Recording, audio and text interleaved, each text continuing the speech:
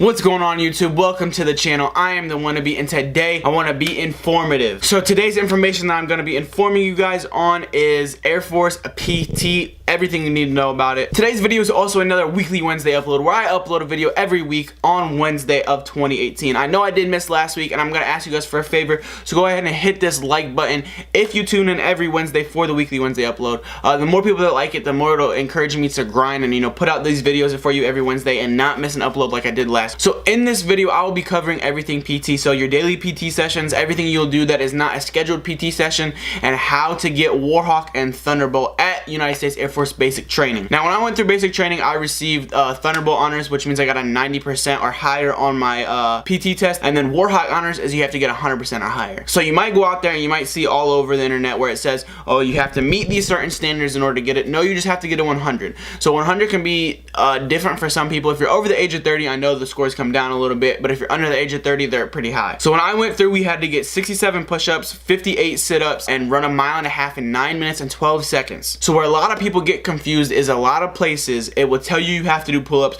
but that is false, 100% false. You do not have to complete one pull-up in order to get Warhawk or even Thunderbolt at basic training. Pull-ups are just pretty much added incentive to get top PT. So if you're going for that top PT and male spot, your pull-ups are going to add in. But when it comes to getting Warhawk, Thunderbolt, or even top PT flight, pull-ups mean nothing. So yeah, in order to get Thunderbolt and Warhawk, which is probably what a lot of people are wanting to know in this video, because you're wanting to know, I want to do as best as I can at PT. I want to show everybody that I'm in shape, I'm strong, anything like that. You want to know what it takes to get that recognition. All it takes is a 100 on your PT test. So maxing out your push-ups, maxing out your sit-ups, maxing out your run time. So daily PT sessions, you will have PT every day unless scheduled otherwise. So pretty much if you guys have something going on throughout that day that comes in the way of PT, you won't go to PT, and that actually happens a lot. There was only 2 weeks of basic training where we had PT 6 days of the week because there's no PT ever on Sundays. But your PT sessions will be, it'll either be a run day or a muscular day, and that is it. There's nothing different. It's either run or muscular.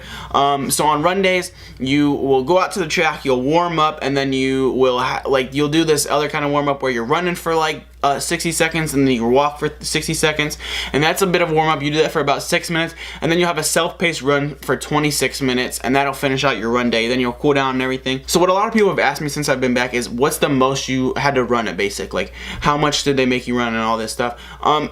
It's completely self-paced. So on your run days, if you don't want to run a lot and you just want to dog it and blend in, you can do that. It's 110% self-paced. They really don't care. They really only care about the middle lane and the outside lane, because the outside lane should be the fastest people, in the middle lane it should be the slowest people who are really trying to get better. I was in the second to outside lane, so I could pretty much run at my speed the whole entire time, and they didn't say anything. I did make it to the blue lane on my last PT test, but because of all the scheduling and everything, and sometimes you don't have PT, I got to run the blue lane twice before I took my final PT test. You will take a total of 3 PT tests while you're there. One your first week, one your third week right before you go to Beast, and then one your 7th week right before you graduate. No, excuse me, it's a 4th week test. The 4th week test is important because should you go to Beast and get hurt, it happens a lot. If you guys saw my Beast video, I talked about how a lot of people got hurt at Beast. If you go to Beast and you get hurt on that 4th week test, you don't have to take your 6th week test, and your 4th week numbers count and you're able to graduate. But if you don't do good enough and you're still hurt for that 6th week test, then you're going to get recycled and held back in training until you're able to take that 6th week test and of course pass it. So if I were you, I would go into basic being able to pass every PT test from the start.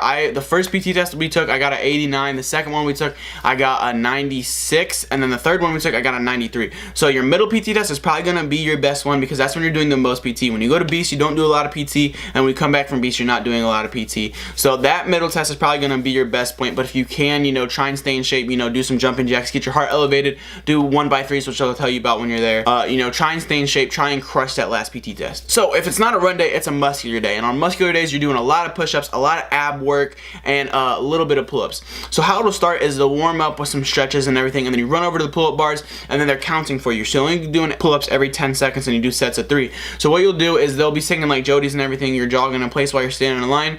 They'll tell you up, down, up, down. You don't have to go out there cadence, but they just say it, and then once 10 seconds up, they'll be like everyone down, so everyone gets down and goes to the back. Next group gets up and they start doing pull-ups. Once you've done 3 sets of pull-ups, you run back and you form up and you're just sitting there jogging in place until everybody's ready to go. Once everybody is ready to go, they start you off by doing like burpees or something, and then you do some push-ups, and then you do just a bunch of like pretty much random exercises. I don't know if you guys have heard of like this exact phrase, but pretty much what the workout is hey, let's sweat workout. So what essentially that's saying is it's not really giving you any muscle, it's not really training your muscles that well. What it's doing is it's just elevating your heart rate, making you sweat. So sure, it's gonna help your cardiovascular. I think that the muscular days actually increase my cardiovascular capacity more than the run days, just because I always dogged it on the run days because I hate running. It's my least favorite thing to do. It's not like you're gonna get huge and beefy while you're at basic. That's not gonna happen. Pretty much just everything you do is all cardio. So if it's not a PT run day or a PT muscular day, you do have these things called road runs. Road runs are actually awesome. I love road runs. It's the only time you run in formation besides your airman's run, and running in formation I think is one of the coolest things ever. It really reminds you like, yo, I'm in the military, yo, like we do this cool stuff. Like road runs are awesome. We're singing Jodies the whole time, we're running around the base and whatnot. So it was super cool. I loved them so much, and you know, we were always trying to be the loudest, trying to be the fastest flight that was out there. So PT outside your PT sessions, I know in a lot of the other branches they do just do random PT throughout the day.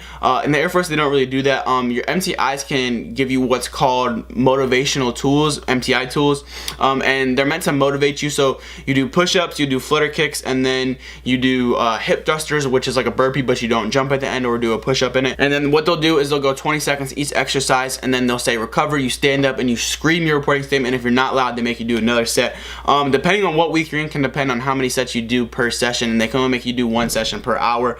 But my MCI did not make us do it a lot, which really didn't matter because we got top PT because we were really the shit. But yeah, you just do a lot of marching around at Air Force Basic. There's a lot of class time. You are going to be spending a lot of your time in a classroom.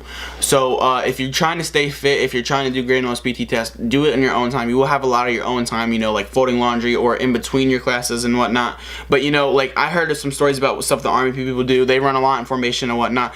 At the Air Force, you're going to have your PT session in the morning, and that's pretty much all the PT you're going to be doing unless you do something on your own. So if you are going for that top PT, you want to get that top PT mail, or you want to, you know, get that Warhawk, you're going to have to do it on your own really, unless you come in to basic in really good shape. So that is all for this week's weekly Wednesday upload. I hope you guys enjoyed it, and again, hit that like button if you come back each week for the weekly Wednesday uploads. If you're new to the channel, hit that subscribe button to come back for more, and I'll see you guys next time being whatever I want to be. Peace.